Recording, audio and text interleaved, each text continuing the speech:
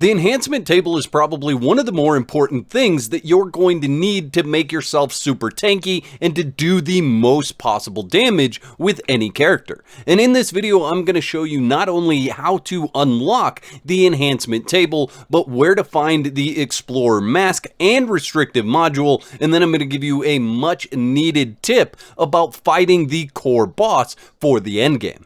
So let's talk real quick about why you want to do enhancements. So if we look at just the steel necklace, we can see that we've got a lot of stats there. Now what you're going to want to pay attention to is the percentage stats. So I have this necklace that I enhanced with the wrong follower. This was enhanced by my weapon follower, and it got the bonuses to the percentages. You can see this one has 6.2 max HP, and if we look at this one, it has 11.2 max HP. But if you look at the durability on this one, it's only 9,600. However, using the proper follower to enhance this, my armor enhancer, you can see the percentages are still the same, max HP at 11.2%, but my durability is all the way up to 12,000. And that's because my armor enhancer goes up to 122, and I've chosen only the durability bonuses for this armorer because I just want them to enhance the armor. Enhancing your armor is going to make a big difference because you are spreading that across 6 different pieces of armor, and increasing each one of those percentages is key to getting the most damage and the most health out of your followers. Then, like I said, you should take your enhanced armor and create a boss armor from that. So as you can see, we're getting a little bit more percentage out of adding the boss armors to it. So if we look at just max HP at 12.5% versus the max HP at 11.2%, we are talking about 1.3% additional HP just by making it a boss armor.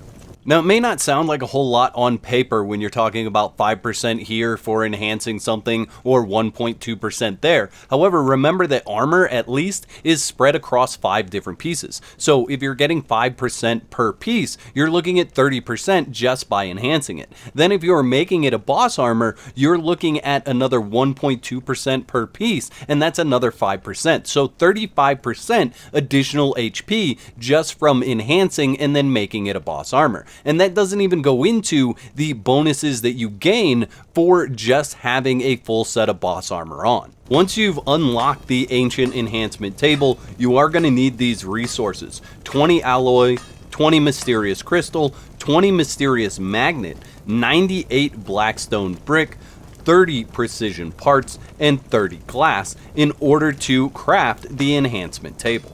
In order to get the enhancement table, you are going to need to head to the holy ruins that is in the snow biome. There's a new teleporter that's right next to this holy ruins, so once you have that unlocked, it's very easy to travel back and forth to this location. Now, something to keep in mind when you're watching this video, there are animals that are not going to attack me because they are lower level than my character. If you're interested in figuring out how to do this, I'll link the video that describes that process in the description of this video. The build that I'm using when running in here is the Advanced Enhanced Ape. So it's the enhanced steel armor with the ape armor added to it. I'm also using enhanced hammers, and I have the corrosion tanks with me. In order to control my temperature, I'm using hot cocoa and then chilies. My weapons and armor all have tier 3 mods except for the attack mods. I don't have any of those installed on any of my gear. I'm also wearing a fully leveled up Iron Bloodguard mask.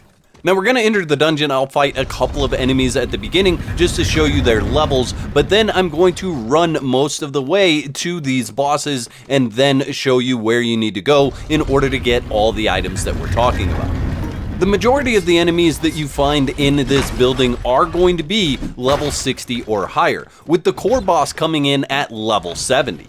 And it's my suggestion that you don't come in here prior to having steel gear. It can be done with lower than steel gear if you are patient and you've got some skill, but the steel gear is going to even the odds. Whether you decide to kill the first enemies or just run past them, we are going straight through this room and through the door on the far side. You can see there is one light out on the right hand side. You always want to follow the doors that have one light extinguished in order to find the main bosses.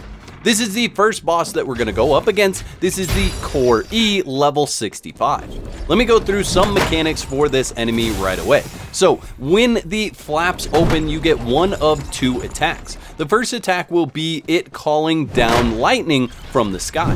The second attack will be it spinning the blades around its body and trying to hit you when you're close. For both of those attacks, I recommend using the exact same tactic to get out of damage. One, you don't want to be close enough that those blades can hit you if they decide to spin.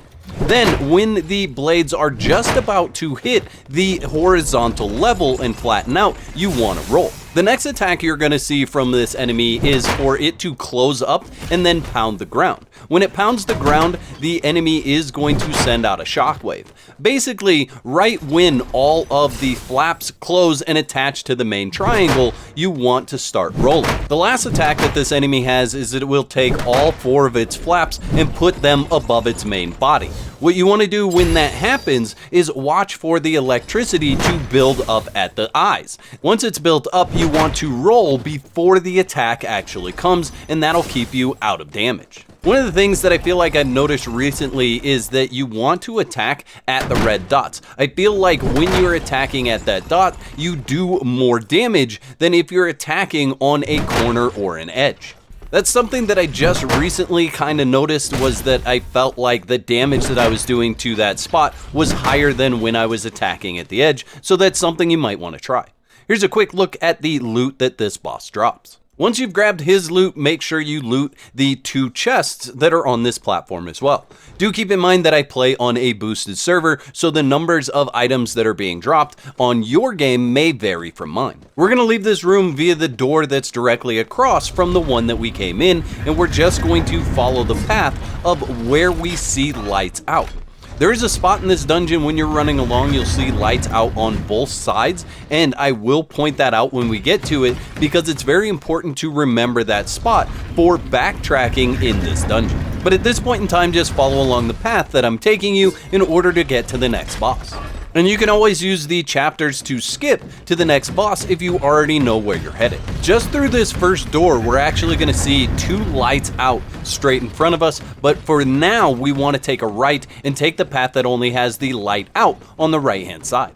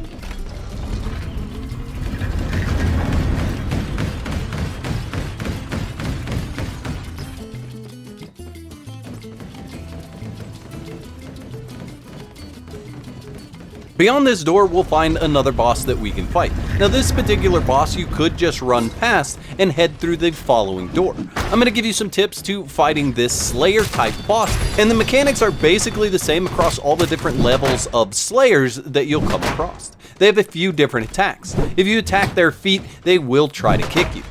The main attack that they're going to do is the slash attack that you can see going on right now. Just continue to get 1 to 2 hits in between those slash attacks. If you time it properly, you can get 2 hits in, but it is more of a risky move.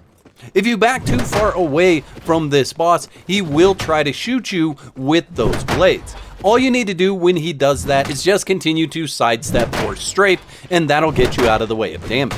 He'll also go into blender mode and spin his blades. Sometimes he moves around when he's doing this, and sometimes he does it stationary. So if he's moving around and you need to get out of the way, just continue to roll constantly until he stops spinning. Now, some of these Slayer types will have different weapons and attack you differently. This one just has the big long blades that it's going to try to swing at you. And like any of the fights with the mechanical enemies, all it is wash, rinse, repeat. So get out of the way of damage, go in for damage, get out of the way of damage, go in for damage, and you should be successful. Here's a quick look at the potential loot that he can drop. There's also a chest on this platform that you should examine to see if you want to take anything out. From that chest, we're going to take the door that's directly across from it and head to the next boss.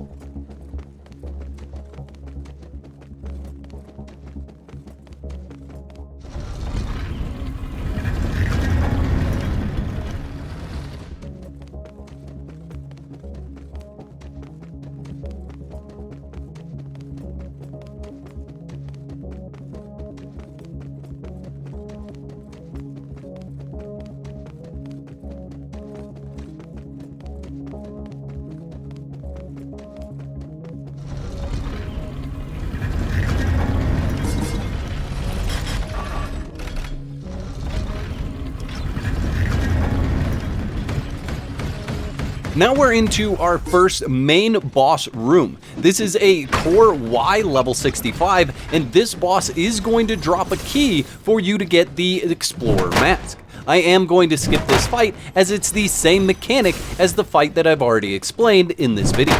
Now, like I said, this boss is going to drop a key. He's also going to drop some high level red crystals, so make sure you take a look at those and grab what you want. Now, this is very important. Once you defeat him, you want to make sure you open the golden relic chest on the left-hand side of the door.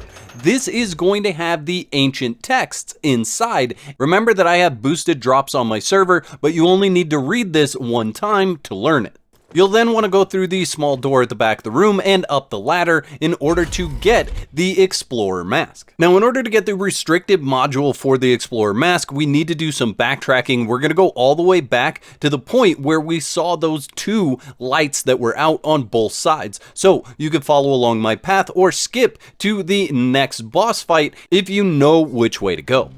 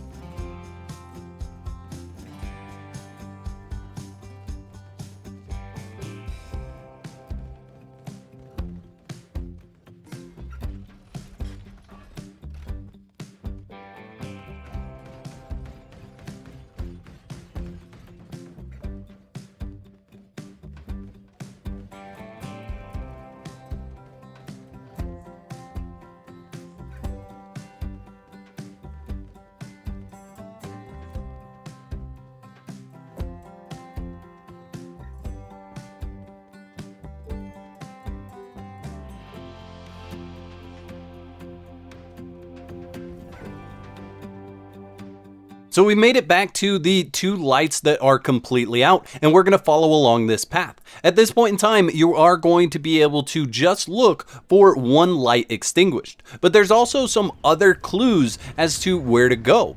But we're going to come into this room, we're going to take a right, you're going to see that there is a large triangle above this door, and we want to follow that large triangle.